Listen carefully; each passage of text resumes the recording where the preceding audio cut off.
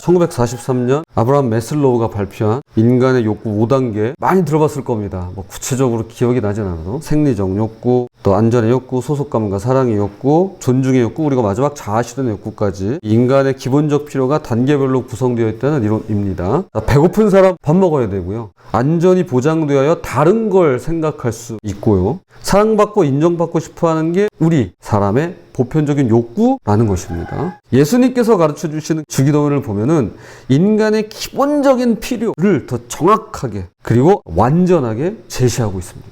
오늘은 삶을 향한 마음, 우리를 위한 기도, 우리가 살아가면서 정말 꼭 필요한 것들이 무엇인지를 살펴보면서 주기도문을 다시 한번 우리 마음에 깊이 새기고 여기에 우리의 기본값이 되었으면 좋겠습니다. 자, 첫 번째, 하나님께 의존하는 삶의 세 가지 영역이 있습니다. 주기도문의 후반부는 우리를 위한 기도를 가르쳐 주는데요. 놀랍게도 인간의 기본적인 필요를 빠짐없이 담아내고 있습니다. 11절, 오늘 우리에게 일용할 양식을 주시옵고 이것이 우리를 위한 기도의 첫 번째입니다. 혹시 이런 생각할 수 있어요? 밥 달라고 하는 게 기도야? 라고 생각할 수 있어요. 이게 무슨 기도야? 밥 달라고 하는 거지. 그런데 이것은 육신을 가진 인간으로서 하루하루 생명을 유지하는 데 꼭 필요한 양식의 공급을 그분께 구하는 겁니다. 주님께 구하는 거예요. 여기서 중요한 건 일용한 양식입니다. 데일리 브레드죠. 한 달치, 1년치가 아니라 하루치 양식입니다. 이것은 출애굽한 이스라엘이 40년 광야 생활에서 매일 아침 하늘로부터 내려오는 만나를 기대했던 것과 같습니다. 기대했겠죠. 아침에 일어나자마자 하는 일이 이거였으니까요. 만나는 모아두려고만 하면 썩어버렸습니다. 오직 그날에 필요한 만큼만 거둘 수 있었고 내일은 내일의 새로운 공급을 받아야만 살 수 있었습니다. 하나님께서는 만나를 통해 우리가 영적으로는 물론이고 육적으로도 하나님께 전적으로 의존해야지만 잘 살 수 있음을 가르쳐주고 계십니다. 너가 너를 위해서 기도할 때 나를 의지해야 돼. 나를 의존해야 돼. 라고 말씀하시는 것입니다. 애석하게도 현대인은 자립과 독립을 최고의 가치로 여깁니다. 저는요, 이게 나쁘다고 보지 않습니다. 자립해야죠. 독립해야죠. 그래서 누구의 도움도 필요 없다. 내 힘으로 살겠다. 라고 이야기하는 건 제가 볼 때는 좋은 삶의 태도입니다. 자립과 독립. 그러나 이것은요, 제가 곰곰이 생각해 봤습니다. 말이 그럴 뿐이고요. 실상은 뭐냐면요. 매우 의존적인 상태에 우리가 놓여 있는데요. 우린 이렇게 사실은 삽니다. 돈만 있으면 돼. 돈만 있으면 다 살 수 있어. 사실 우리는요. 말은 자주 독립 이야기하고 누구의 도움도 필요 없고 내 힘으로 살 수 있겠다고 살겠다고 하지만 실상 우리의 모습을 보면 돈에 의존하고 있음을 알 수 있습니다. 그러니까 돈의 의존도가 굉장히 높아요. 그런데 주기도문은 다르게 가르칩니다. 이 세상 그 무엇이 아닌 하나님께 의존하는 것이야말로 참된 자유요 평안이라는 것입니다. 날마다 하나님께 새롭게 의존하며 살아가는 것만이 우리 사람에게 가장 건강한 삶의 방식이라는 것이죠. 날마다 필요한 양식과 육신의 필요가 궁극적으로 하나님께로부터 오고 있음을 기억하는 우리가 되었으면 좋겠습니다. 두 번째는 용서로서 관계에 관한 것입니다. 12절, 우리가 우리에게 죄 지은 죄를 사하여 준 것 같이 우리 죄를 사하여 주시옵고. 사람은 혼자 살 수 없습니다. 이것이 창조의 원리이자 질서입니다. 다른 사람들과 관계를 맺고 살아가는 데 있어서 가장 중요한 게 뭘까요? 라고 했을 때 저는 용서라고 말씀드리고 싶습니다. 용서. 여기서 죄란 헬라어로 빚을 뜻합니다. 빚. 하나님께 마땅히 행해야 할 바를 하지 않아서 생긴 빚. 이것이 바로 죄입니다. 즉 우리 모두가 하나님께 빚진 존재들이라는 것이죠. 그런데 이 빚의 크기가 얼마나 되는가? 한 번은 예수님께서 들려주신 비유가 있습니다. 어떤 왕이 종들과 결산을 하는데 글쎄 한 종의 빚이 10,000달란트라는 거예요. 10,000달란트. 이게 어느 정도의 수인지 계산해 보면 1데나리온이 당시 일반 노동조의 하루 품삯이었습니다. 그리고 1달란트가 6,000데나리온이에요. 그러니까 1만 달란트는 6천만 데나리온이죠. 하루 품삯을 10만 원으로 계산하면 10,000달란트는 600억 원이 됩니다. 그러니까 한 사람이 평생 벌어도 갚기 힘든. 사실 그 당시, 그러니까 요 지금 비유를 해줄 때는 절대 못 갚아라고 하는 맥락에서 이해하는 게 맞을 거예요. 10,000달란트가 600억 원인데요. 이 종이 600억 원을 빚진 거예요. 그런데 야, 너 네 아내랑 자녀랑 다 종살이 해. 그랬더니 이제 패야 이러면서 이제 싹싹 빌면서 통사정을 해서 이 600억 원의 채무를 면제받습니다. 비탄감을 받아요. 완전히 용서받은 거죠. 영원 처리. 자, 그 후의 이야기입니다. 우리는 항상 후기가 중요하잖아요. 이 종이 큰 빚을 완전히 털어내고는 너무 신나는 거죠. 너무 기분이 좋은 거예요.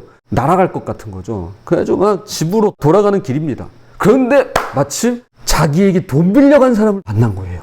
그는 100데나리온을 빚진 사람이에요. 우리 돈 1000만 원입니다. 빚진 사람이 통사정을 하는 거죠. 야, 너 왜 돈 안 갚아? 이제 이러니까 조금만 더 연기해 주십시오. 이러면서 통사정을 하는 거예요. 그러니까 이 사람이 안 된다, 못 한다. 그러면서 결국에 감옥에 가둡니다. 끌고 가요. 자, 단순 계산만으로 600억과 1000만 원이니까 6000배 차이입니다.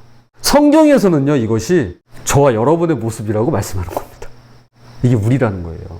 하나님께서 우리에게 600억 원의 빚을, 그러니까 갚을 수 없는 빚을 다 영원 처리, 다 탕감해 주시고 완전히 사면해 주셨는데, 우리는 우리에게 1000만 원 빚진 사람의 빚을 탕감해 주지 못하더라는 것입니다.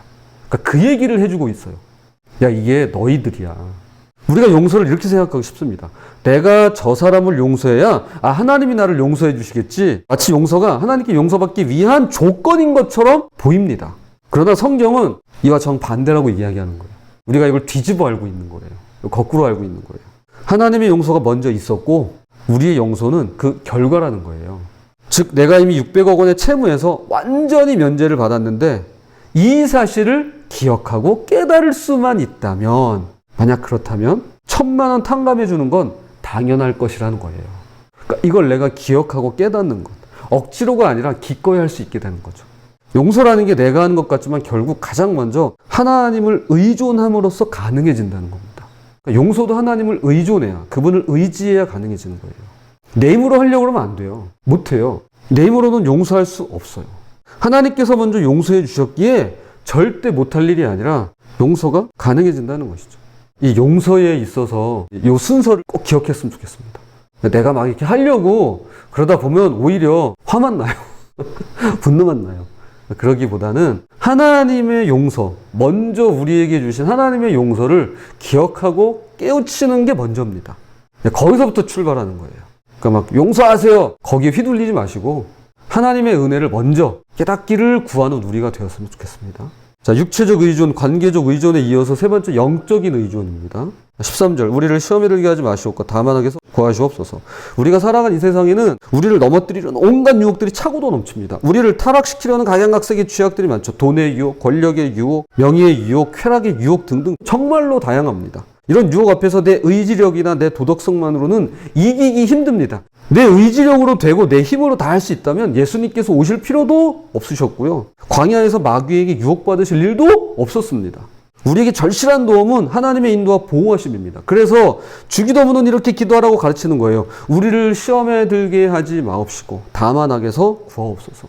이것은 시험이나 어려움 앞에서 무엇보다 하나님만 의존하겠다는 뜻입니다. 내가 하나님만 의존하겠습니까? 내가 하나님만 의지하겠습니다. 저는 이 기도를 이렇게 표현하고 싶습니다.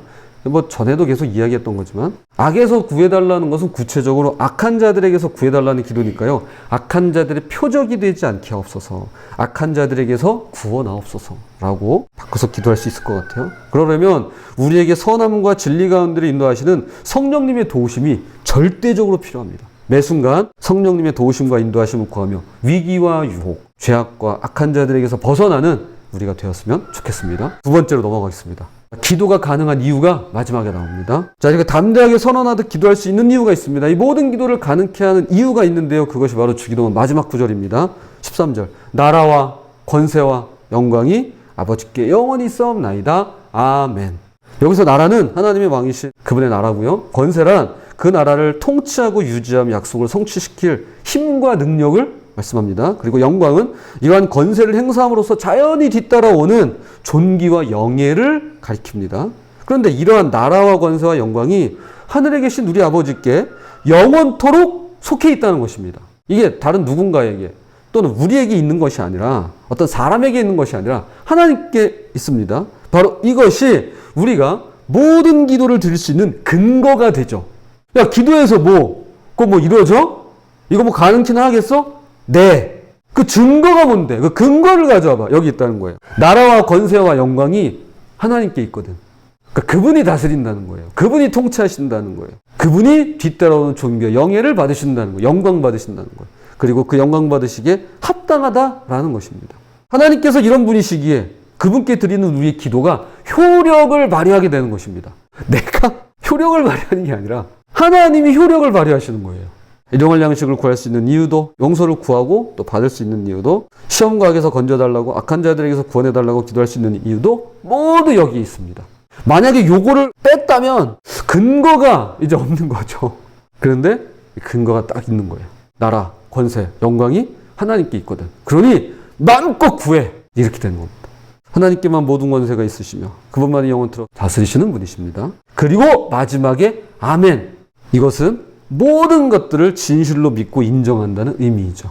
마치 재판장이 이 재판 봉을 두드리듯이 그걸로 이제 종결. 주기도문이 단순히 형식적인 기도가 아니라 우리의 전 존재를 건 고백이자 선언이라는 뜻입니다.